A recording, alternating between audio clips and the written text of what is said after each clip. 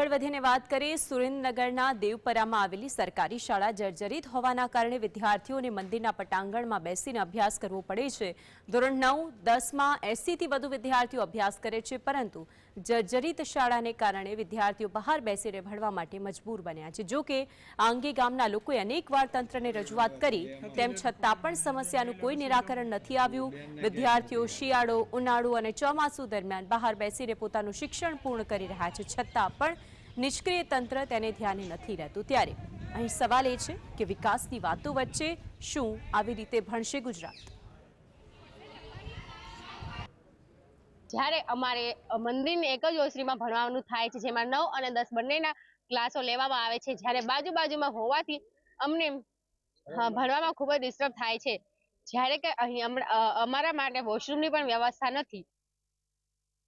3 થી 4 વર્ષથી હું જોઉં છું ભણે પણ આ છોકરા તડકે ભણે છે અને રાંગળીમાંના ઓરડા આગળ ભણે છે। હવે કોઈ પર્સન હોય આપણે ગામમાં તો આમને ના પાડવી પડે છે, તો આ છોકરા ભણે ક્યાં?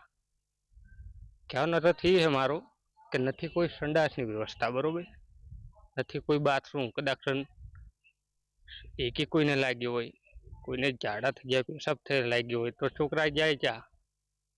4 વર્ષોથી અહીંયા જોઉં છું કે હાઈસ્કૂલના સ્ટુડન્ટ અહીંયા બહાર ચોમાસામાં, શિયાળામાં કે ઉનાળામાં બેસીને અહીં ભણતર કરે છે। અમારી એવી રજૂઆત છે કે અમને નવી સ્કૂલ, હાઈસ્કૂલ આપો, બરોબર।